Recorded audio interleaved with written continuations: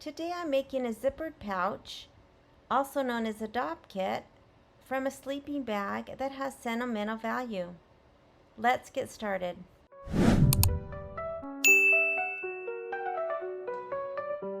I'm taking the sleeping bag and I am removing the batting and keeping the lining and the outside fabric as well as the zipper.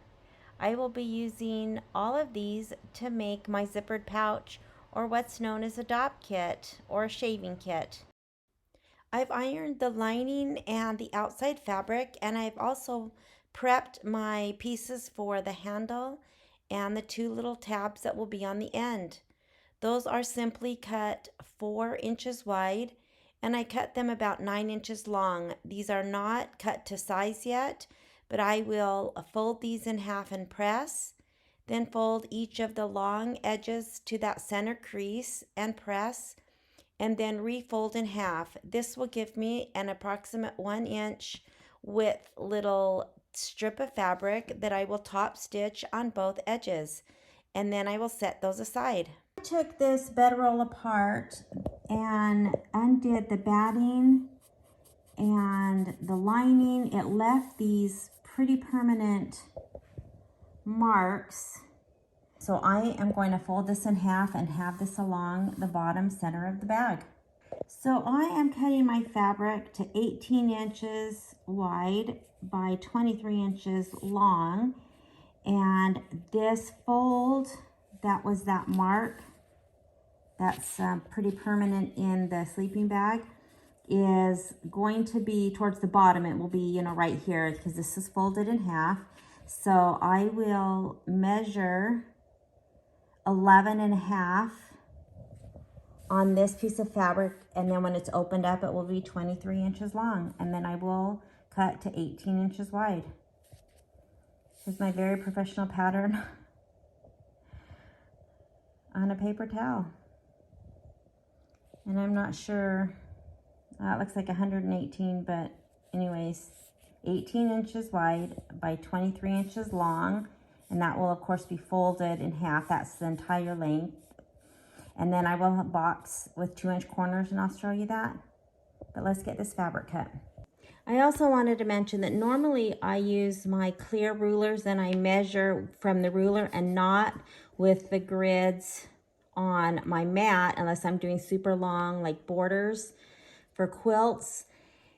And because this is going to be so wide, I am just going to use my regular 24-inch ruler, and I will use the guides, the marks on my mat. Again, I'm going to cut this 18 inches wide. This is folded, so it will end up being 23, so I will cut this length to 11 and a half.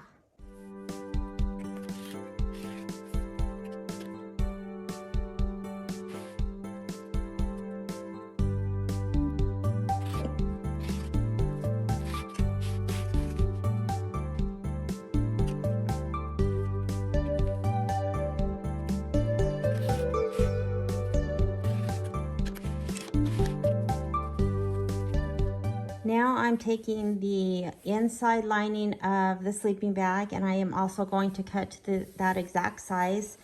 This was pieced, and so I am just going to look at the best way to cut this. You can see that this, of course, was the inside. You couldn't see this when it was in the sleeping bag, but there is a seam right here. This line you can see right here. I'm not sure if you can see it, but that's the seam that was sewn down to stitch it to the canvas or the outer part of the sleeping bag, so that it was kind of like a rough quilting, just the sleeping bag had lines, and that's what made those permanent lines in the brown fabric. So I've got some seams and other lines that I'm going to work around.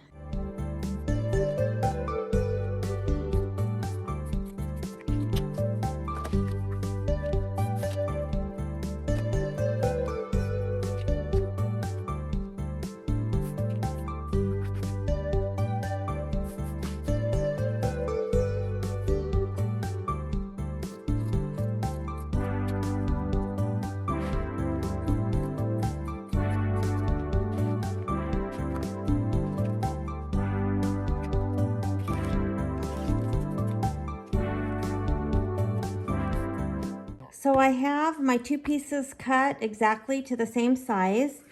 And on the lining fabric, which was kind of a thin, not really a flannel, but kind of, I went ahead and backed that with fusible interfacing to give it a little bit of extra support.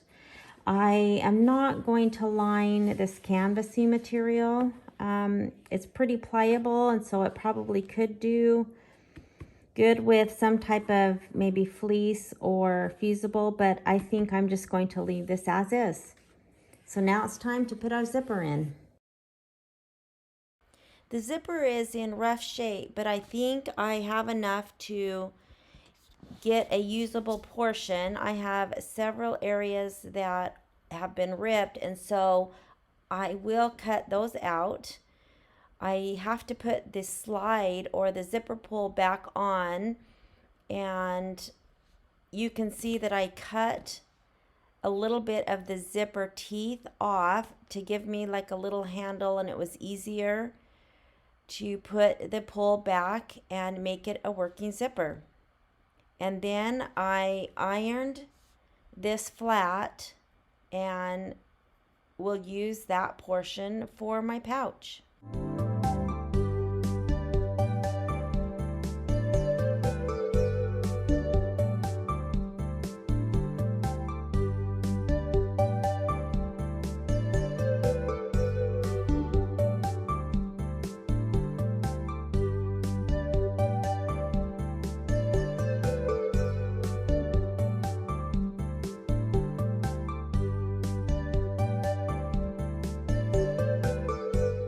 I'm going to be adding a zipper, and so I have the right side of the fabric facing up, and I'm going to take the zipper with the pull on the left and flip it right side down so that the right sides are facing. And then I'm going to add the right side of the lining facing down. I will line up the tops and both sides and pin and clip.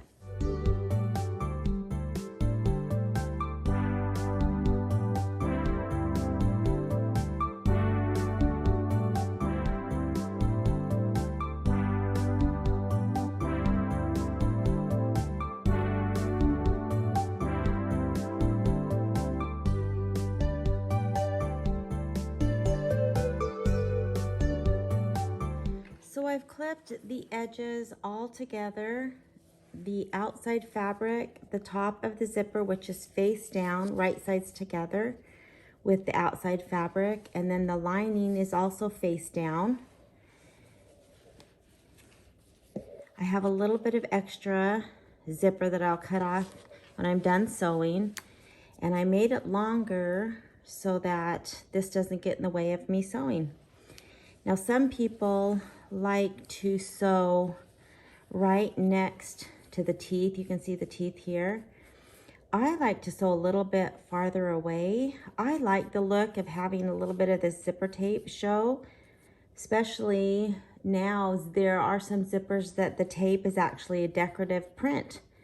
And so I don't mind seeing that. I like it a little bit better than trying to get as close to the zipper as you can, but that is personal preference. You might need a zipper foot, or you might be able to use a regular foot depending on the size of your zipper and how close you want to get to the zipper. So I'm going to go sew a line down the zipper, and then we'll go on to the next step. So I do have my zipper foot on, and this little bar will ride right next to the zipper teeth, and the outside of this foot will ride along the edge of the fabric. I do still have my needle in the center position, so it will stitch farther to the right. Again, that's just personal preference. I could move the needle to the left so it stitches, you know, super close to the teeth, but again, that's all personal preference. I like to see a little bit of the zipper tape. So let's get the zipper in.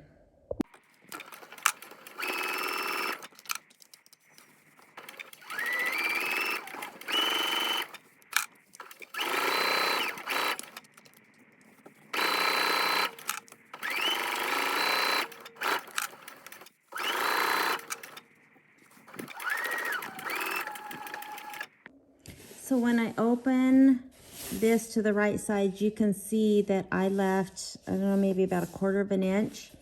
Again, you can sew super close so that when you pull your fabric back, it's very close. But I like this, so let's go to the next step. So I have both the fabrics away from the zipper, and I need to top stitch, and that just helps it look better and keep those fabrics from kind of bunching up towards the zipper when you're opening and closing it. And I do have my zipper foot still on, but I've changed to the other side. I have a zipper foot that you can change sides. And so I will run the edge of the zipper foot right here down along the edge of the fabric. And top stitch, I am using a 3mm stitch.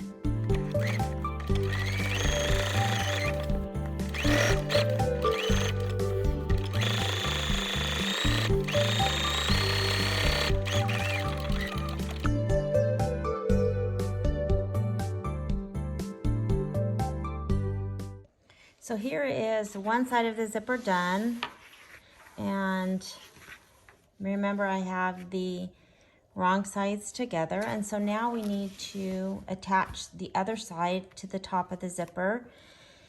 And because I have one whole piece, I will just take this bottom and I will come up and match it to the top of the zipper and to the sides, and I am going to pin this. And then I will flip it over and do the same thing with the lining. So you can see that these are separate. Both of these fabrics, because I cut just one piece, have folds at the bottom. They are lined up on the sides. And then I will line them up with the top of the tape that has not, the zipper tape that has not been stitched, and I will do the same thing. I will stitch down about 1/4 of an inch from the zipper.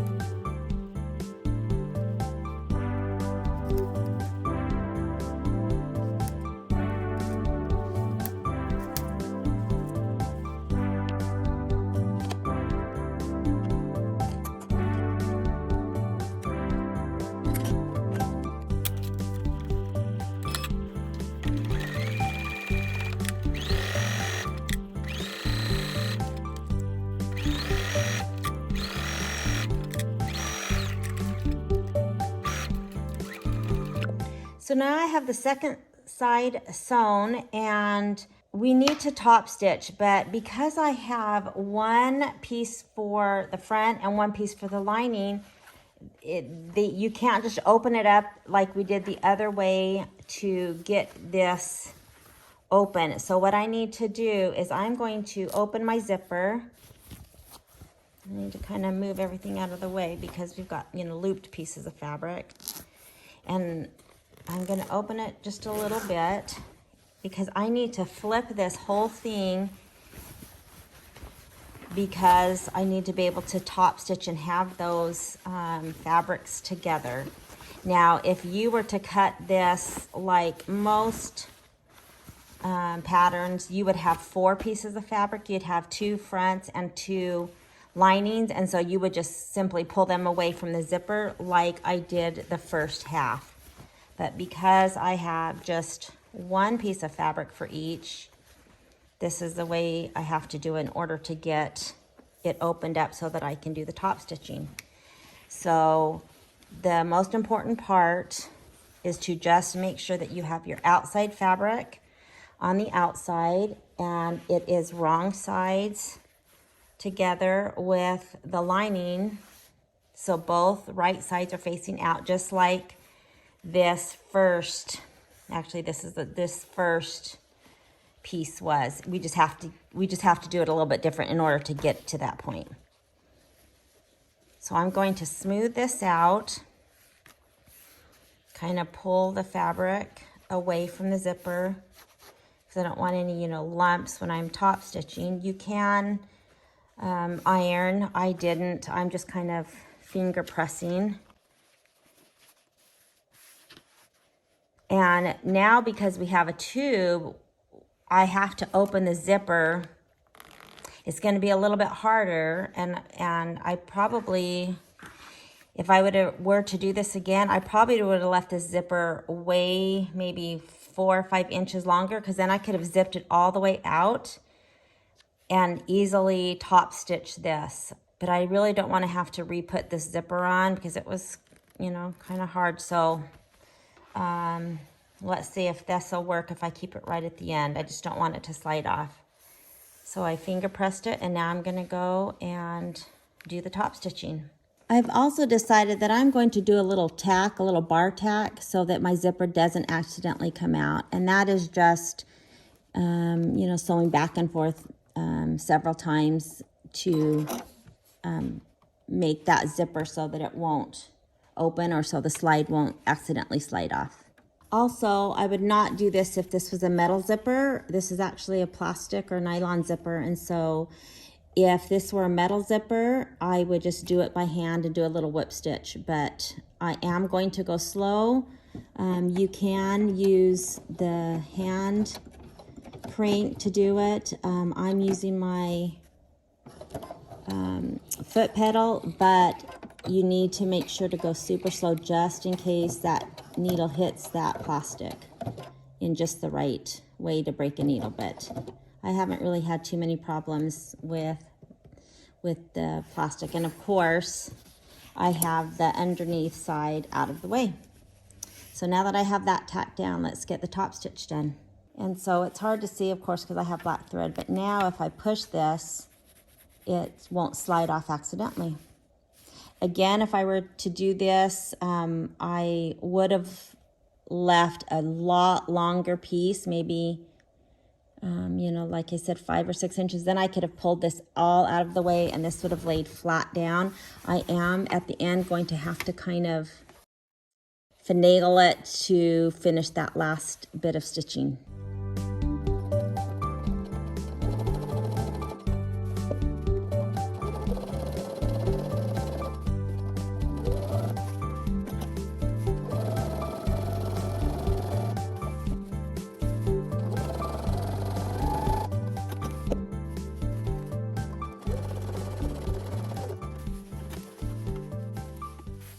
See how I've kind of just moved everything out of the way to get this piece to sew this last piece. And that's why I tacked this down, or that would have probably popped off by now.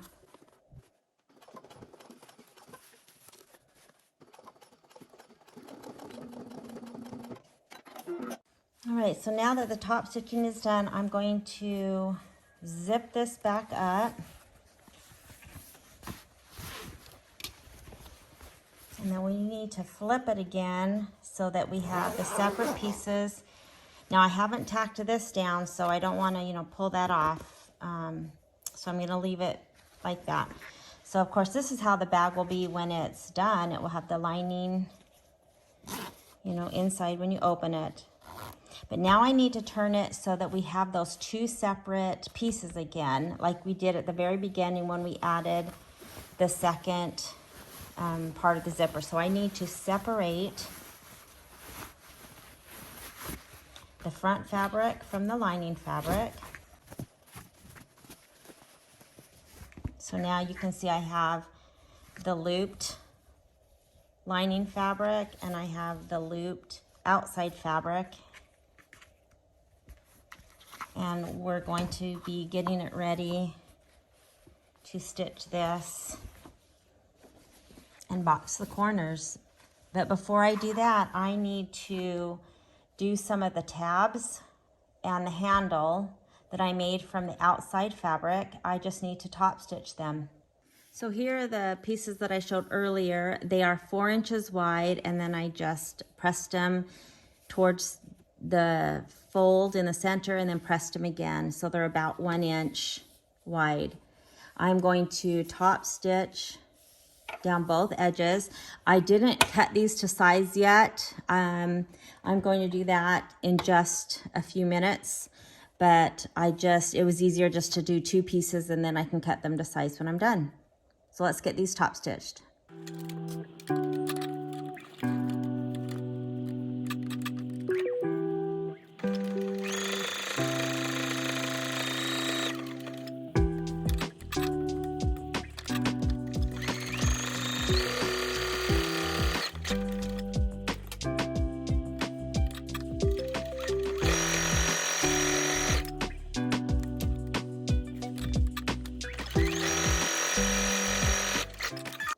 So the first thing I'm going to do is cut one of these in half, and this is really way long. This could probably make 4 little tabs. These are going to be the little tabs on each end that you can just grab.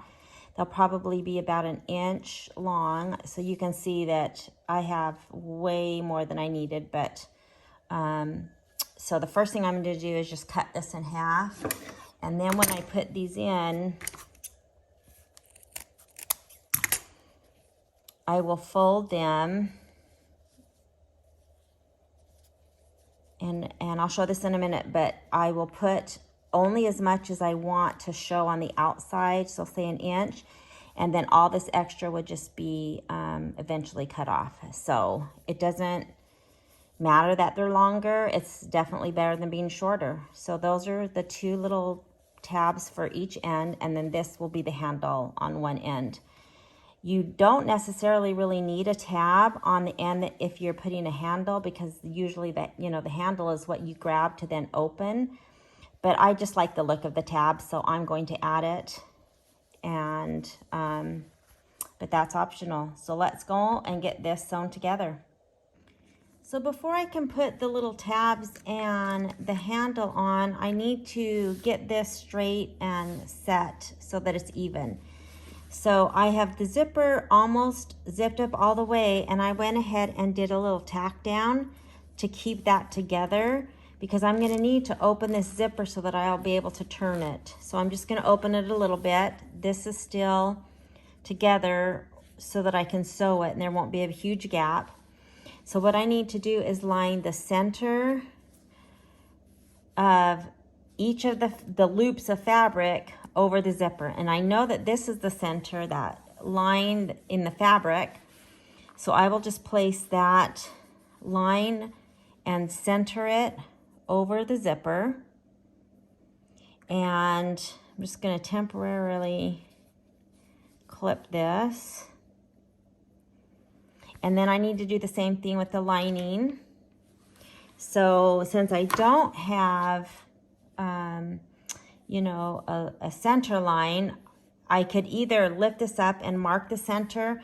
However, it's just as easy to just straighten this out and line it up with the sides of the fabric of the outside.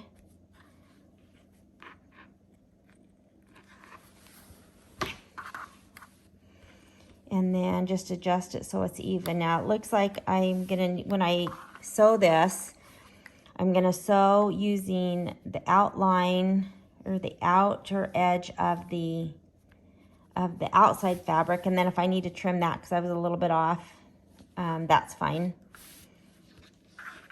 And then I will do the same thing on this end. So here is the center, and I need to move it and make sure it's over the zipper. So I have that centered with the zipper. I'm going to add just a couple of clips to keep things together, and then I'm going to flip it over and make sure that we don't have anything on the lining side, and make sure it's all smooth. You can see this is all smooth and straight. So if I flip this over, I can kind of make sure that this is all smooth and straight.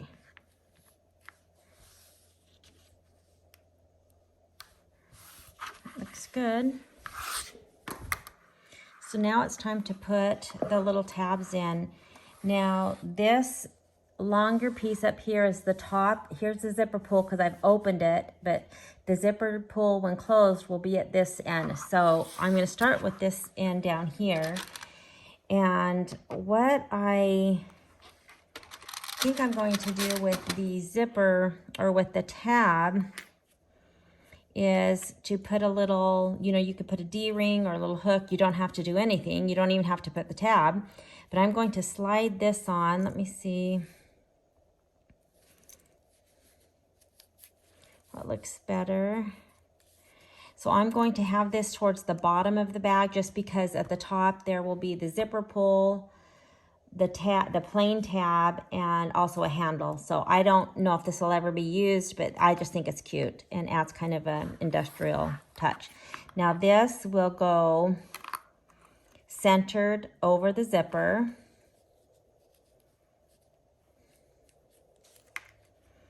And I'm going to put, you know, you could make it super long so that however much is inside is going to show, of course, on the outside. So if you want a super long tab for some reason to hook something else, if you want a smaller tab, the only thing that you have to be aware of if you're doing hardware, of course, is sewing it. But I think about an inch or so is going to be good. Now before I clip that, I am going to fold my other tab in half and I'm going to lay it on top, and I am going to mark where the edge of where this will meet the edge of the fabric so that I have them about the same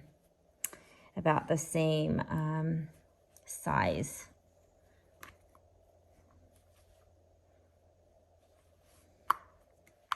So I am going to clip these. And before I do anything else with boxing the corners or sewing the side up, I am going to go ahead and just tack this down. I'm going to do probably 1/4 of an inch, just tack down, and then I'm going to do a little bit wider seam when I actually sew the seams. But I want to tack this down so that I'm not trying to do the, you know, box the corners and try to sew this end and still have this knot like attached. So I am going to attach that first. But let me flip this side around. And I have this other end. This will not have anything on it. So I've got my fold, and that's kind of the line I marked. So here is the center.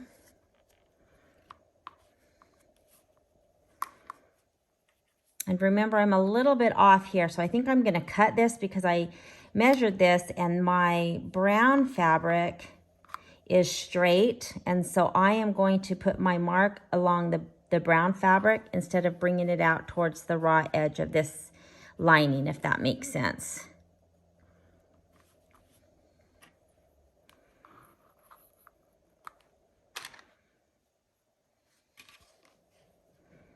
And then I'm going to tack that down, and then I'll come back and just trim this off. I guess I don't really have to. I can just go by the edge of my brown. But I'm going to tack those down before I move on to boxing the corners. I am also just going to use the hand wheel. It's a lot of fabric and the zipper.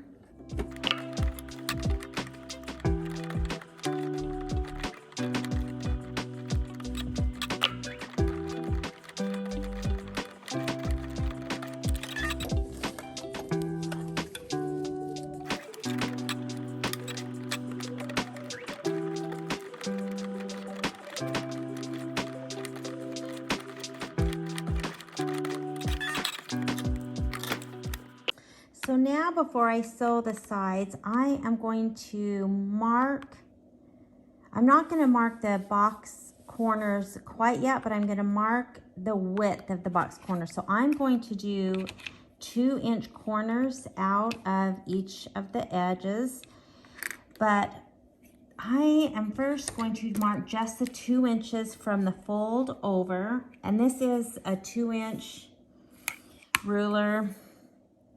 And so I'm not worried about the depth. I'm just going to lay this ruler next to the fold, and I'm going to mark 2 inches over. And then I'm going to do the same thing on this side. Line up my 2-inch edge along the fold and mark on this side. And then I'm going to flip it around and do the same thing.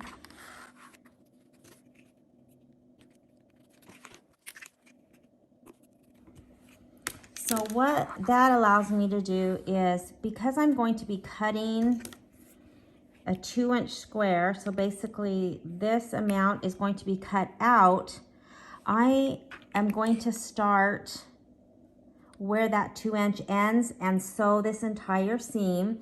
And the reason I'm not just sewing from the end to the end, which I easily could do, but I want to reinforce the beginning and the end of this seam so that when I am, you know, fiddling with the corners and getting them when I'm ready to box them, that stitching doesn't come undone. Now this again is just something that doesn't have to be done, but it's just as easy to do this. And again, I will start and back tack, sew along this, and I will again go slow, and I'll probably just use my hand wheel to go over this section because it is so thick, and then continue down and then back tack again. So once I get these 2 ends done, I'll come back and show you how we'll do the corners.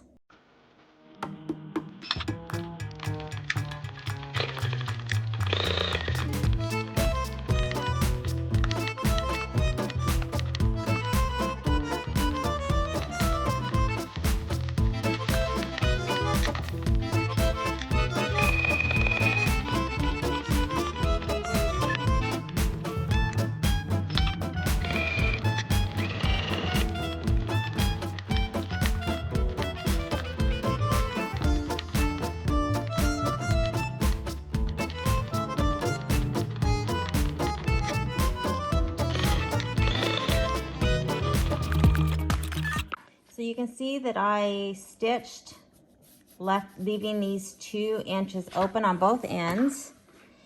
So now let me show you why I did that. So the first thing I'm going to do, so that you can kind of see how to do this, is I'm going to line my ruler up with the seam that I just stitched. I'm just going to extend it just a little bit. I'm not sure you can see that. And then I will do that to the other end. So now I'm ready to box the corners or cut the corners out to box them. So I know that this is 2 inches wide. And now I need to make a box that's 2 inches wide. But if I were to line the ruler up to the bottom, I'm going to be less than 2 inches because of the seam allowance. So that's why I marked this, so that I will put my ruler, or if I had a little 2-inch square that I was using as my pattern, I could do that. Whatever I'm using, I will line it up with that seam line if I would have continued sewing these edges. So I know that it goes 2 inches because that's what I measured, and then I know the width of my ruler is 2. So now I can just draw this little square. And that's why when you see other patterns, they will tell you to measure like 2 by, this was say a 1/4 inch, 2 1/4. And I would always get confused on which way to put the longer end. So if you just know that you want a 2-inch box corner, which will end up being a 4-inch deep, just make your measurement with that seam line if it were to continue, and that's where you measure. And that's again why most patterns will have more of a rectangle and not a true square, and that's to compensate for the seam allowance. So I hope that that makes sense. So I will come over here, I will line it up to that where that seam would be 2 inches wide. Again, I could have a little 2-inch square or 1-inch square if you want little small box corners. Whatever size you want the depth to be, you need to half that for the corner because you have 2 corners. So And so I don't have to draw a line. I can just put my edge of my template or my ruler where that would be and then mark.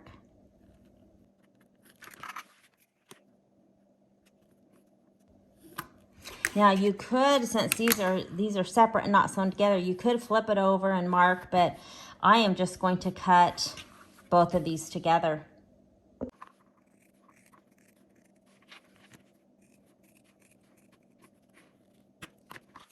And again, that's why I only sewed between these corners and back tack, so that when I go to box these corners, that doesn't come undone.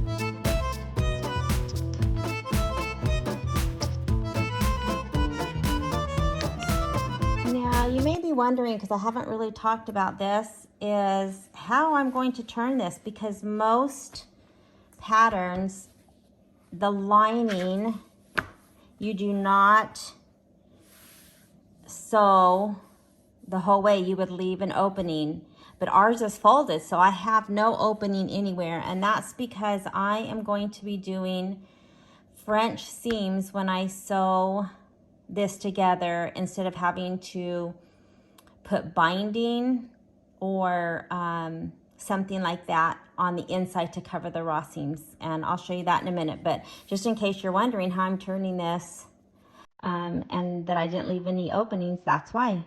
So let's continue to box these corners.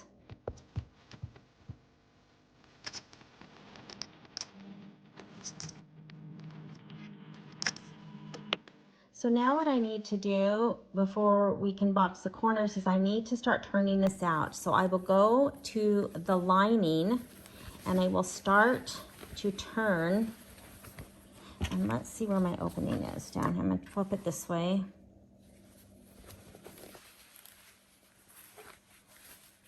Which is why we had to leave it open. It's much easier. So you can pull that open a little bit. And then start to turn. Just take your time and just start pulling all of this through.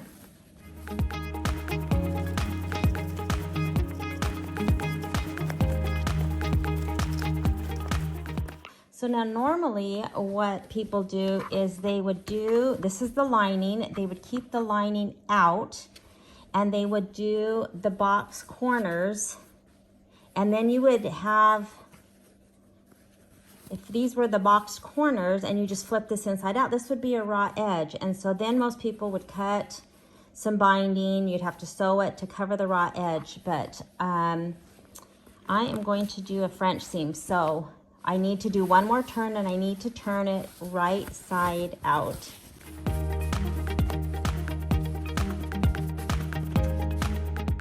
So I'm going to go and press these seams just to make it nice and flat. And you'll notice that my tabs are not the same size. I'm okay with that.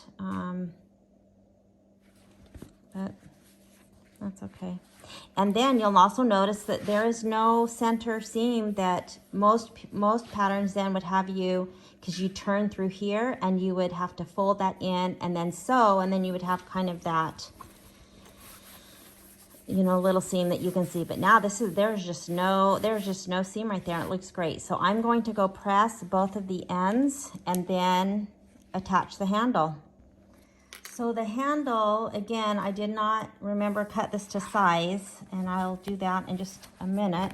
But the handle will go on this, where the zipper closes, will be up here. Remember, it's opposite of this little hook. And I need to center that handle on this little seam. And so I am going to just trim that so I have a nice even edge.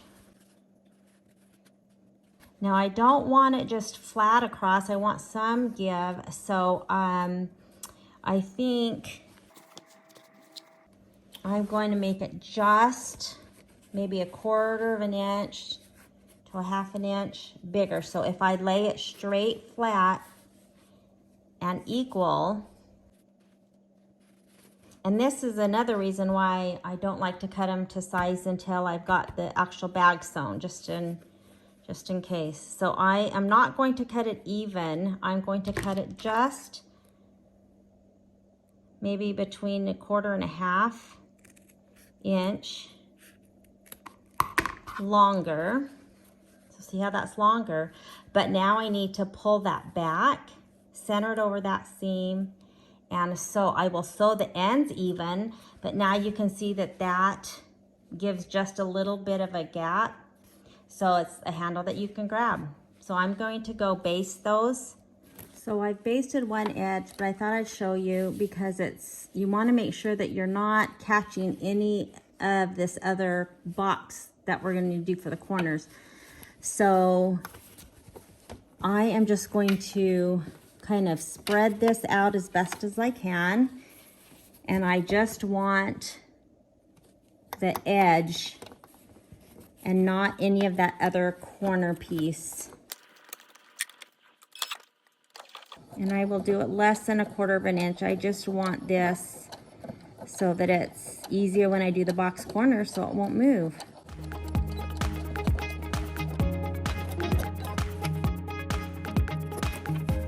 And I just made sure I didn't catch any of, that little square that will be the corner. So there is the handle attached, and you can tell it's got a little bit of,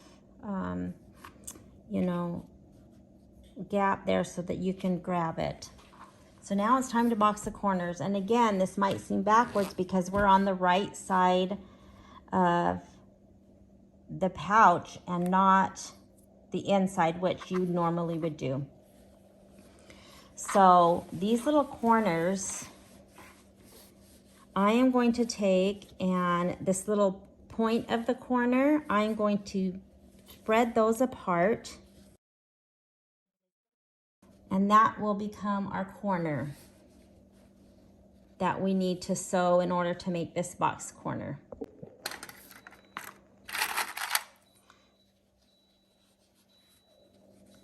So I am just going to clip these, and I will actually sew it this way so I can see my little handle. Okay, so for this one, here's the corner, and I'm just going to take those corners and pull them apart. And then clip this one.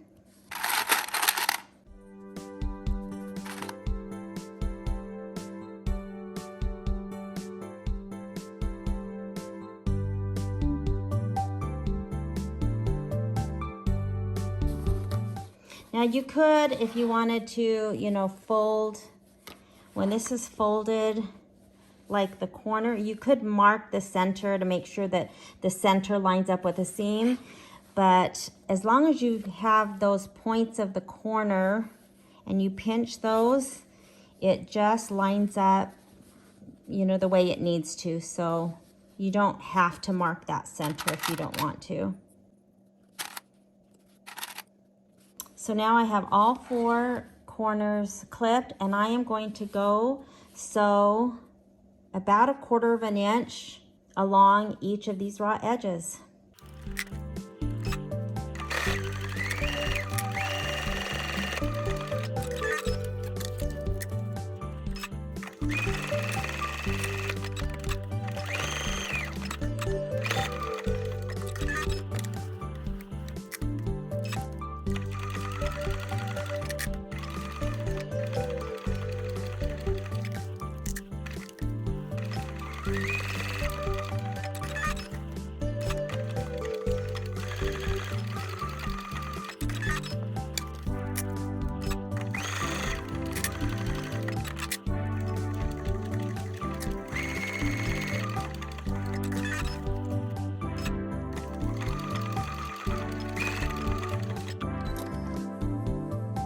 All right, so I have all the seams sewn shut, and I am going to just pull these through and check to make sure that I caught, that the lining didn't have like a short spot, and that looks good.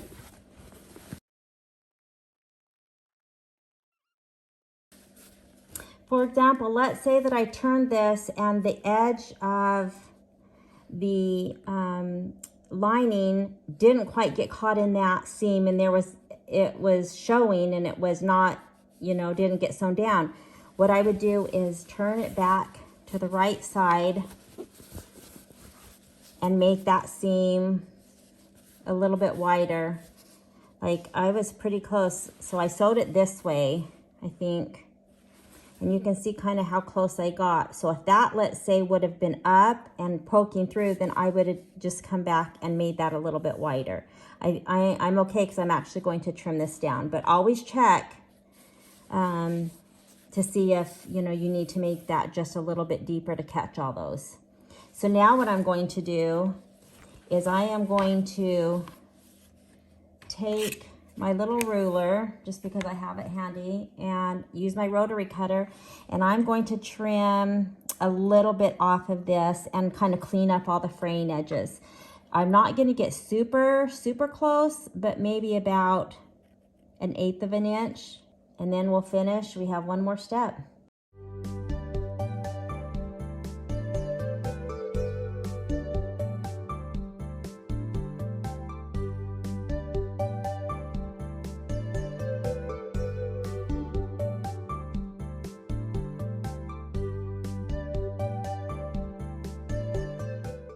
So now that these have all been trimmed and cut a little bit closer to the seam, it's time to turn it back out to the lining side,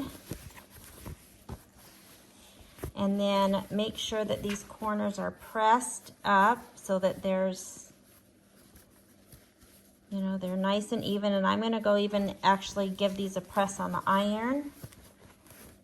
Just make sure the corners are poked out. If there's any little threads, trim those.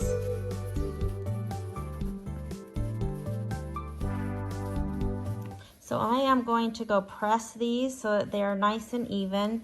But then what I am going to do is, you could clip them again, but here's that seam. So now I am going to do probably about a 3/8 inch seam.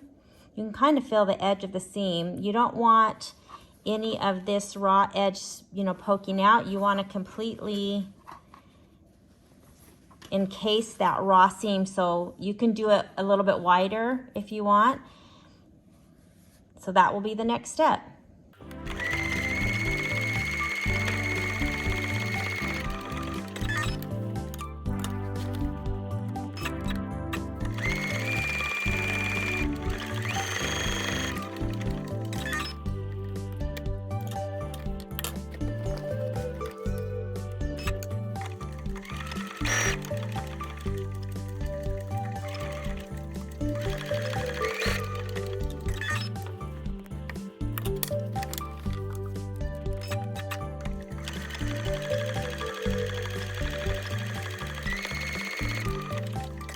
Okay, so here is that larger seam along each side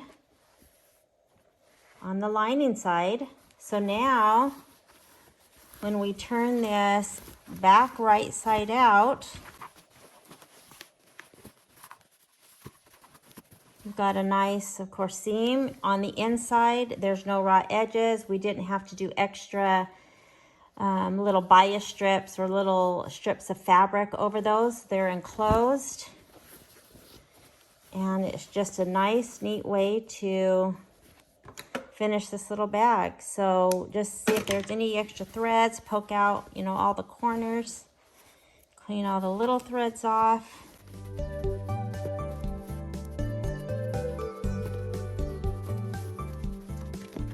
It's nice and lined. There's no seam on the lining. It just looks great. I do need to put a little pull tab on this so that I can open the zipper. So here's this cute little bag. It was made from an old sleeping bag. Here's the handle. So it's just perfect. It's not super loose. You can grab it, but then when you open it, you could pull this little tab, hang on to it, and open it. There's just a cute little decorative thing on the end. You could hang that up if you wanted, but cute little bag.